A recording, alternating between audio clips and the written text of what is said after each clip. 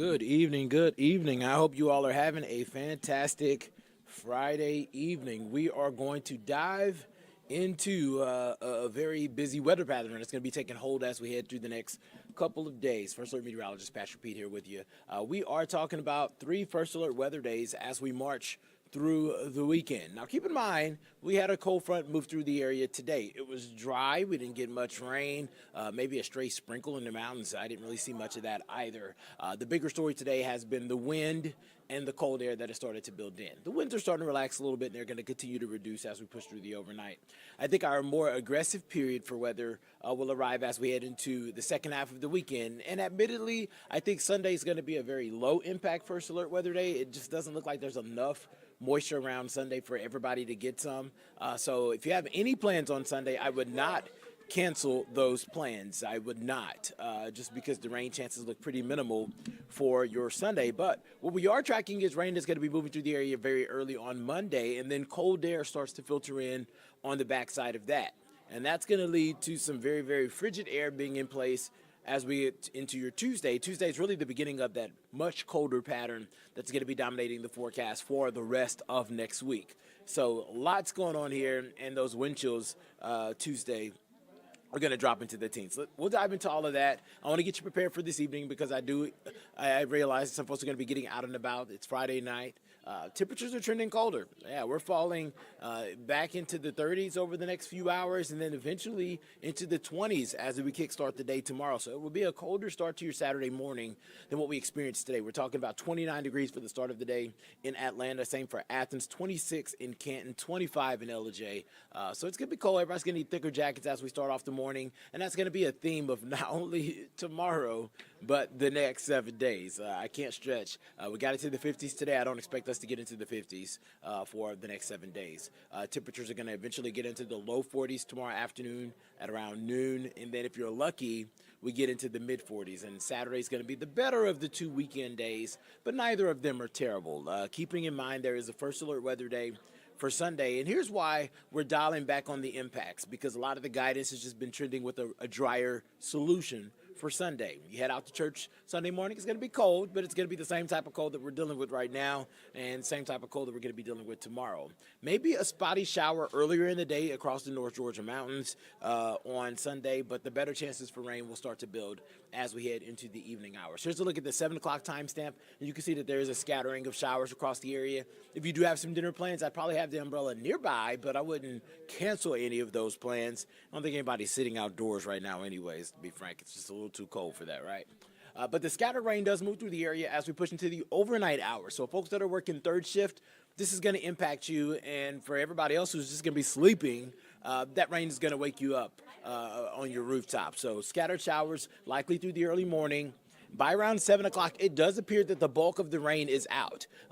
Portions of far east Georgia may have to deal with some showers for the morning drive, but the further west you are, it does appear you're going to have a drier morning commute. Just remember that the temperatures that you experience in the morning on Monday will be warmer than the temperatures that you experience when you leave the house. Case in point, we're going to be in the 50s at around 7, 8 o'clock Monday morning. By noon, temperatures have dipped to the 30s. We're talking about being in the mid to upper 30s across most of North Georgia at noon, getting colder as we head into the evening hours. So that means that evening commute is going to be roughly 15 to 20 degrees colder than that morning drive. So that's just a snapshot of why it's a first alert weather day, and the colder air continues to dig in as we march into your Tuesday. Afternoon temperatures struggle to get into the 40s for most of North Georgia. You guys all know that the airport's just a little bit warmer than everywhere else.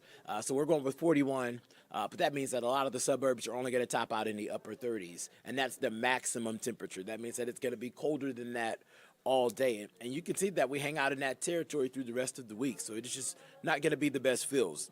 I know that there are comments, someone's going to say that it's January and we should see that, but nonetheless, it is still a bit uncomfortable, so to speak, and that's going to be our story. We trend drier as we get past Monday, but the cold air really just digs in. Take a look at these morning temperatures. We're talking about temperatures in the low to mid 20s at the airport. That means that a lot of the suburbs and a lot of the outer line communities are going to dip into the teens.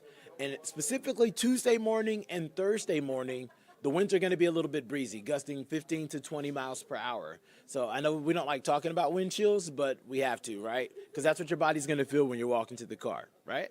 All right, we're talking about feeling like the teens across the metro and even the potential for single-digit wind chills Thursday morning in the mountains. So don't tell us we didn't tell you. It's just going to feel very, very cold. The thicker jackets is something that you want to make sure you have on tap. But also, this time of year is whenever we kind of have the conversation multiple times about heat safety because it's cold outside. So everybody wants to stay warm inside. But there's responsible ways to do that.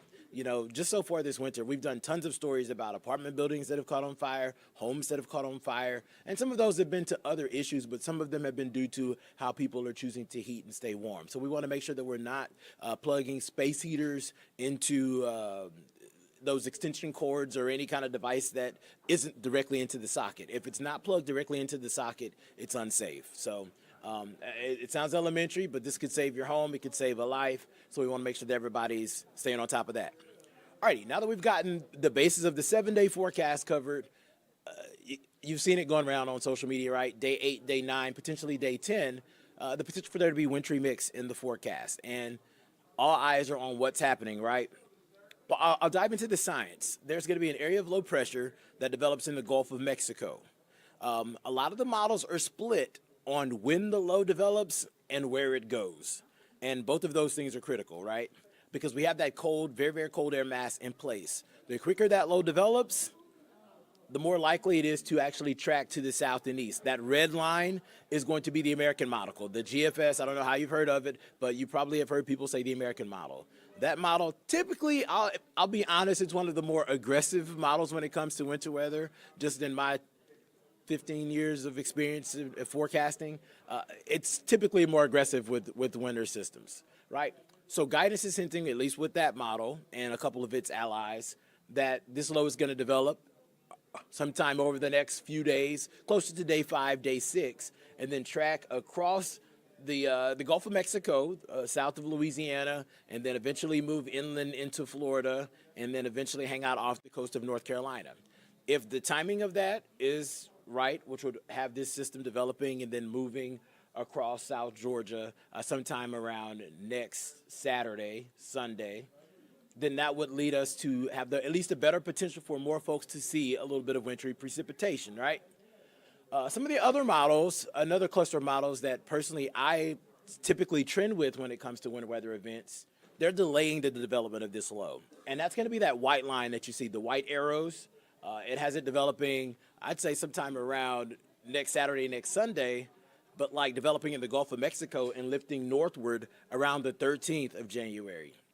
If that scenario happens, well, the cold air mass will not be, it doesn't stay cold forever, right? We all lived here for at least a while, right? The cold air is eventually going to trend back into seasonal, which is still chilly, but it's not going to be this bone-chilling stuff we're talking about. If that happens, then that means that it's going to be less likely for more people to see wintry precip. The higher elevations, probably because they're higher, so they're colder. But as far as like the metro and everyone else, the later that this system develops, the less likely it is going to be of impact. It's still at least 7-8 days away. So we're going to be on top of this. Obviously, we'll be coming to you on this platform, but we have the First Alert Weather app. We push out probably about 5 pushes a day, especially when we're talking about an event like this. We'll keep you updated. And, of course, we have a newscast all day long. Tune in, and we'll update you there. For now, that's the guidance. I want to give you a little bit of a teaser because you probably have seen something like this floating around on social media, and it's going to be the outputs of models. And there it goes. You can see how there's a vast difference, right? One of them looks like, oh, what we typically see in Georgia. Most of us are snow-free, and then there's some flurries in the mountains. That's going to be the European model. That's going to be the model that has been the most consistent, admittedly, over the course of the last couple of days. And when it comes to forecasting these type of events, in the First Alert Weather Center, we look at a lot of things. We obviously look at the setup, but we look at the model trends because that's what tells us, okay, hey, guidance is looking at all of the different atmospheric parameters, and it's still putting out this likely outcome. And the European model has been doing that for, I'd say, at least 36 hours. The GFS, the American model, has been all over the place. It has gone from Snowmageddon to snow north of Atlanta. It's hop, skipping, and jumping all over the place. And that's why we try not to show you this too long on TV because we don't want you to think that that's what we're seeing, because it's not. We're just looking at a model output. But at the same time, you're seeing it on social media, you're seeing it on Facebook. We want you to know that we see what you see. But if we're not hyped, don't get hyped. All right, we're going to be diving into this over the course of the next week, guys. Stay with us as we continue to fine-tune this forecast. If anybody is telling you that somebody in Georgia is going to get X amount of inches of snow, they're lying. All right, we got you guys. I'm going to go back to the 7-day forecast so that you can at least stay aware of the next 7 days. And then, of course, the First Alert Weather app gives you at least a glimmer into what we're thinking for day 8. Day 9 and day 10. Of course, there's going to be more data coming into the First Alert Weather Center over the course of the next couple of hours, and you could join us tonight on Peachtree TV at 10, or you could join me tonight again at 11 on Atlanta News First. I'll give you that last look at what some of the latest data is saying. Y'all have a fantastic evening. It's the weekend. We made it. Stay safe. Enjoy it. Stay warm. Make some gumbo for me.